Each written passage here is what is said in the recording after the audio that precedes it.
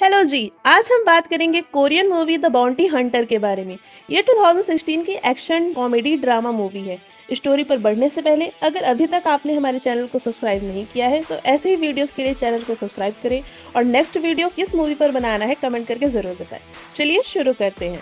Film शुरू होती है किसी होटल के सीन से, जहाँ पर एक लड़की एक पार्सल लेकर आती है। उस पार्सल को वो एक रूम में रख देती है जिसमें केक और वाइन होता है।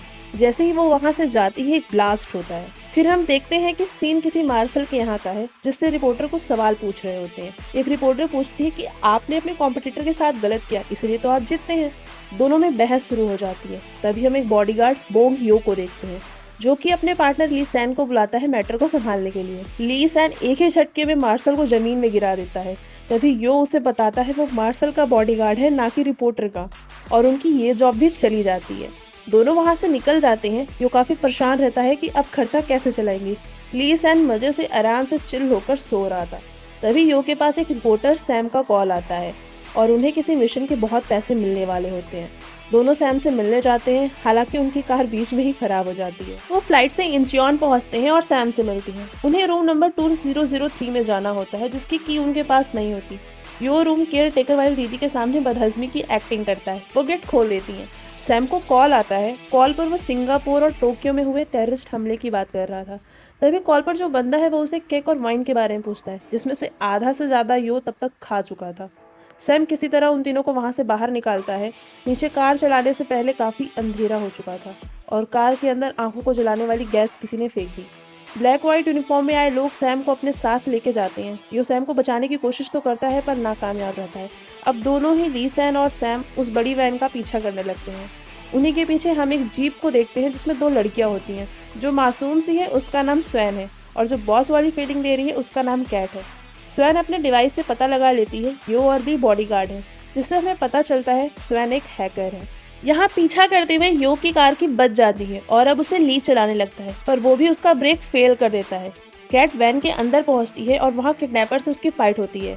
अब वैन उसके कब्जे में है, पर ली बार बार वैन पे टक्कर मारता है जिससे वो इरिटेट हो जाती है। वैन रोककर अब इन दोनों को सबक सिखाने के लिए वो बाहर आती है। यो को तो एक झटके में उसने अपनी इलेक्ट्रिक गन से ढेर कर दिया। ली से लड़ ही रही होती है तभी वैन ब्लास्ट हो जाता है। ली भी बेहोश हो जाता है। जब दोनों दोस्तों की आंखें खुलती हैं वे अपने सामने स्वैन और कैट को देखते हैं जिसने उन्हें कैद कर रखा था। ली एक मार्शल आर्ट एक्सपर्ट होता है। वो रस्सी से आराम से छूट जाता है पर कोई फायदा नहीं। स्वैन और कैट की टीम में बोबो भी है जिस पर किसी मुक्के का कोई इफेक्ट नहीं पड़ता। यो समझदारी दिखाता है और उसे लड़ने से मना करता है। स्वैन न्यूज़ दिखाती है जिसमें इन पांचों को टेररिस्ट बता दिया गया है। ली और यो इस आरोप से बाहर निकलना चाहते हैं। अब पांचों एक लग्जरियस रूम में होते हैं जहां स्वैन किसी एक टेररिस्ट का स्केच दिखाती है। उन्हें बताती है कि वो तीनों बाउंटी हंटर्स हैं जो कि ऐसे टेररिस्ट को पकड़ने का काम करते हैं। स्केच यो पहचान जाता है, उसका नाम धूपम होता है। कैट उन्हें बताती है वो सबकी मदद कर सकती है पर उन्हें उसकी बात माननी होगी और वो ही टीम की बॉस होगी। इस काम के 2.5 लाख रुपए भी मिलेंगे। यो उनका ध्यान 12 मुल्कों की पुलिस पर लेके जाता है जो उनका पीछा कर रही है। ऐसे में हांगकांग जाना मुश्किल है, पर बॉस अमीर है, उसके पास प्लान मौजूद है। अगले सीन में हम एरोप्लेन में इन पांचों को देखते हैं। एयरपोर्ट पर लैंड करने से पहले बॉस इन्हें बताती है कि ये लोग कूदने वाले हैं और सभी को पैरासूट थमा देती है। मिशन पर जाने से पहले यो और ली का लुक चेंज किया जाता है जिसका स्टाइलिस्ट खुद बोबो ही होता है। वो उनके हेयर स्टाइल्स और ड्रेसिंग सेंस बदल देता है। अब पांचों एक बड़ी सी वैन में होते हैं जहां वो धूपम को पकड़ने की बात करते हैं। यो को कॉन्फिडेंस रहता है कि वो धूपम तक पहुंच जाएंगे। बॉस को अजीब लगता है कि जब स्वैन जैसी हैकर उसे नहीं ढूंढ पाई तो वो कैसे ढूंढेगा। इतने में चुटकी लेते हुए यो बोलता है वो क्रिमिनल्स को दौड़ा दौड़ा कर पकड़ते हैं, ना ही उंगलियां चलाकर। दोनों को एक डिवाइस देती है स्वैन। इस डिवाइस से ग्रुप के सभी मेंबर्स एक दूसरे से कांटेक्ट कर सकते हैं, साथ ही उनकी लोकेशन भी पता कर सकते हैं। इस डिवाइस को चार्ज करने की जरूरत नहीं क्योंकि ये बायोइलेक्ट्रिक से चलती है। यो थाईलैंड के मार्केट में एक बंदे से मिलता है जो कि किसी गैंग में काम करता है। वो उससे धूपम के बारे में पूछता है पर उस बंदे ने डायरेक्टली कोई जानकारी नहीं दी। यो ली से चौकन्ना रहने के लिए कहता है। कुछ भाड़े के 2 गुंडे यो पर हमला करते हैं जिसको ली एप्पल खाते खाते पीट देता है और अब उन्हें धूपम की गर्लफ्रेंड के घर की लोकेशन मिल चुकी है। अगर अभी तक आप मेरे साथ बने हुए हैं और आपको वीडियो पसंद आ रही है तो वीडियो को लाइक कर दीजिए और चैनल को सब्सक्राइब कर लीजिए। कुछ बात शेयर करनी हो तो प्लीज़ कमेंट कीजिए। बॉस और ली गर्लफ्रेंड के घर पहुंचते हैं और हर रूम में एक ट्रांसमिटिंग डिवाइस लगा देते हैं। वो उसके बेडरूम में पहुंचते हैं जहां अभी वो सो रही है। ली उसके फ़ोन से सारा डाटा कलेक्ट कर लेता है पर एक बिल्ली को देखकर वो डर जाता है और उसे चद्दर में देखकर धूपम की जीभ डर जाती है और बेहोश हो जाती है। बॉस हंसते हुए ली के साथ उस घर से बाहर निकलती है। यहाँ अपने डिवाइस में स्वयं देखती है कि घर पर कोई डिलीवरी वाला आ रहा है। यो को लगता है कि ली संभाल लेगा, पर हाईटेक डिवाइस की वजह से ली और बॉस दोनों ही किसी कार की डिग्गी में लॉक हो जाते हैं। ये देखते ही यो वहाँ से तुरंत भागता है। एक दो बंदों पर इलेक्ट्रिक डिवाइस से शूट करके उनकी कार से वहाँ से निकलता है। यहाँ कार की स्पीड तेज हो रही थी। डिग्गी खुलने पर भी बॉस ली को कूदने से मना कर देती है। यो कार रोकता है क्योंकि उसे कुछ पता चलता है। ली बॉस डिग्गी से बाहर निकलते हैं और उसे कोई और नहीं बल्कि यो ही चला रहा था। यहाँ स्वैन को धूपम के बारे में एक क्लू मिलता है और सभी ए होटल के पास आते हैं, जो कि ए होटल का थाईलैंड का ब्रांच है। स्वैन सभी रूम के बाहर के सीसीटीवी फुटेज को अपने डिवाइस में ओपन करती है और यो धूपम को ढूंढ लेता है। यो इस सोच चलाक, वो उसके जीएफ बनकर धूपम को मैसेज करता है कि वो उसके रूम के बाहर है और नतीजा आपके सामने है। वो रूम के बाहर आते ही फुटेज में दिख जाता है। बॉस और ली धूपम को पकड़ने के लिए उसके रूम में जाता है। ली बॉस को इत्तला करता है धूपम आर्मी से बिलोंग करता था, इसलिए थोड़ा संभल कर रहना पड़ेगा। यहाँ वो उसके रूम के बाहर पहुँचते हैं, तभी धूपम रूम का डोर खोलता है। शक ना हो इसलिए ली बॉस को किस करने की एक्टिंग करता है, बट धूपम को अंदाजा लग जाता है और वो फायरिंग शुरू कर देता है। छोटी सी फाइट के बाद ली और बॉस धूपम को कब्जे में कर लेते। ली रूम में सेम केक देखता है जो उसने सैम के साथ देखा था और यहाँ एक नहीं काफी सारे थे। धूपम उसे बताता है बॉम्ब के बारे में उसी ने सैम को इन्फॉर्म किया था। अगर उसने ये काम नहीं किया तो वो लोग उसकी गर्लफ्रेंड को मार देंगे। यहाँ हमें धूपम के गले में भी एक बॉम्ब देखने को मिलता है। इससे पहले वो उन्हें कुछ बताता, शायद बॉम्ब का बटन किसी ने प्रेस कर दिया था। ली और बॉस को बचाने के लिए वो थोड़ा दूर जाके ब्लास्ट हो जाता है। यहाँ केक का भी बॉम्ब फटने वाला था। ली बॉस को लेकर खिड़की से एक स्विमिंग पूल में कूद जाता है और सेम इस होटल में भी टेररिस्ट ब्लास्ट करने में कामयाब रहती है। मरने से पहले धूपम ने मे के नाम लिया था, जो पहले पुलिस इंस्पेक्टर थी। यहाँ बॉस ली को ब्लेम करती है कि उसकी वजह से उनका लास्ट सबूत भी चला गया और ली भी उसे घमंडी अमीर माँ बाप की बेटी बोल देता है। अब क्या था, हमारी बॉस को काफ़ी हर्ट होता है और वो उन पांचों को वैन से बाहर निकाल देती है। यहाँ बोबो उन्हें बताता है जब बॉस 7 साल की थी एक ऐसे ही टेररिस्ट अटैक में बॉस के माँ बाप मारे गए थे और वो तभी से अपने सेविंग के पैसों से बाउंटी हंटर को हायर करती हैं जो लोगों को बचा सकें। बॉस की वैन को एक बड़ी ट्रक टक्कर मार देती है। ली उसे बचाने के लिए भागता है पर उसमें बेहोशी का इंजेक्शन सूट हो जाता है। थोड़े टाइम फाइट करने के बाद वो बेहोश पड़ने लगता है पर सभी बच जाते हैं। ली को होश आता है, वो देखता है वो किसी गाँव में है। ये उसे बताता है वैन भी सही करानी थी और पुलिस से भी बचना है, इसलिए इससे ज़्यादा सेफ कोई और जगह नहीं। ली बॉस से मिलता है, दोनों साथ में काफ़ी खुश लग रहे थे। ली बताता है एक मिशन में उसने अपने बॉस की बात नहीं मानी और वो अंदर चला गया, जिसकी वजह से मिशन का मेन खबरी मारा गया और उसे इंटरपोल से बाहर निकाल दिया गया था। यहाँ स्वैन को पता चलता है हालात काफ़ी बिगड़ चुके हैं और पांचों मीटिंग करते हैं। न्यूज़ में देखते हुए यो एक लड़की की तरफ इशारा करता है। पता करने पर वो मे निकलती है जिसके बारे में धूपम ने बताया था और वो इस वक्त ए होटल के चेयरमैन के सिक्योरिटी सेक्रेटरी का काम करती है। ली को समझ नहीं आता आखिर ये टेररिस्ट ए होटल्स के ब्रांचेस को ही टारगेट क्यों बना रहे हैं। चेयरमैन और मे जल्द ही किसी आइलैंड की तरफ जाने वाले हैं, वहाँ वो हे होटल में ही रुकेंगे। हमारे बाउंटी हंटर्स को शक होता है शायद अगला हमला उसी आइलैंड पर हो एंड वो वहाँ के लिए रवाना हो जाते हैं। यहाँ बोबो ने ए होटल के सामने ही एक रूम बुक कर दिया था पहले से ही। जब हम उस रूम में पहुँचते हैं तो हमें दिखता है यहाँ बहुत से हथियार हैं जो कि नॉर्मल यूज़ करने वाले सामानों जैसे ही दिखते हैं। एक ये हेयर स्प्रे होता है जो कि एक टाइम बॉम्ब की तरह काम करता है। एक बुलेट प्रूफ जैकेट भी होती है। एक लिपस्टिक होती है जो कि छोटे से बॉम्ब की तरह काम करती है।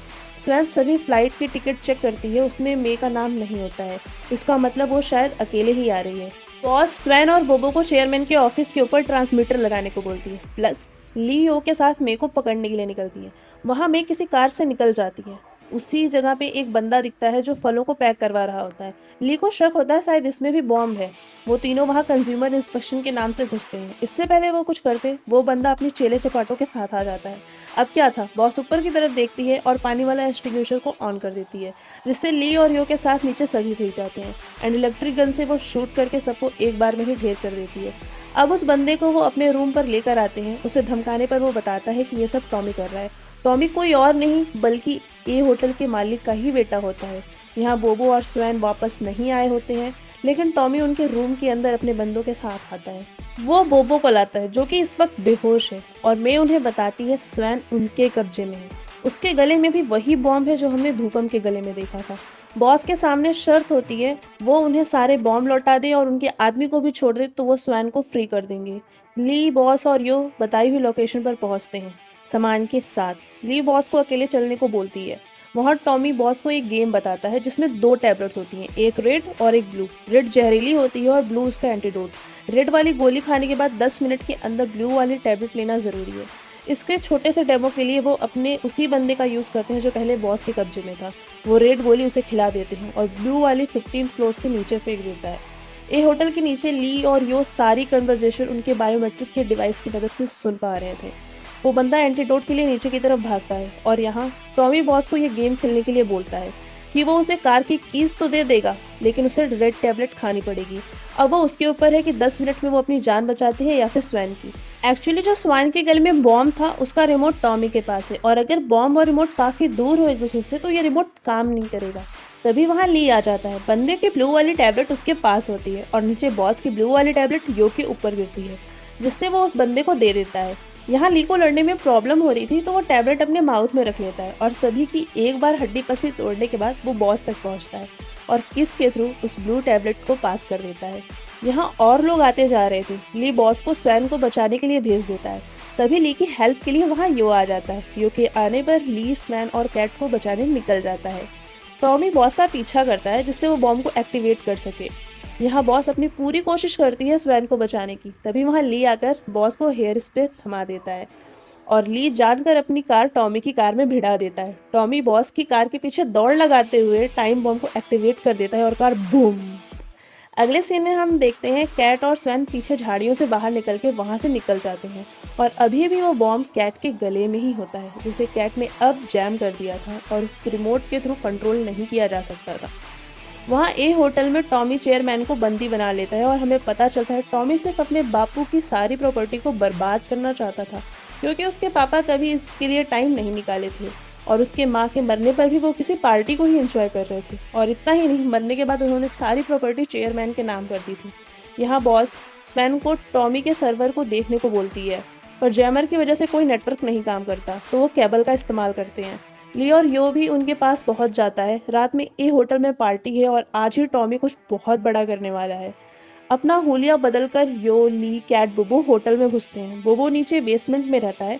लिफ्ट में अभी सभी लोग अपने कपड़े बदलते हैं और हम यो को बुलेट प्रूफ जैकेट में देखते हैं। स्वैन अपने डिवाइस से होटल के सभी लाइट्स को बंद कर देती है और ये तीनों बॉम्ब ढूंढने निकल जाते हैं, जहां इन्हें एक सूट केस में काफ़ी बॉम्ब मिलते हैं। पर तभी लाइट जल जाती है और पता चलता है मे ने स्वैन को अपने कब्जे में कर लिया है।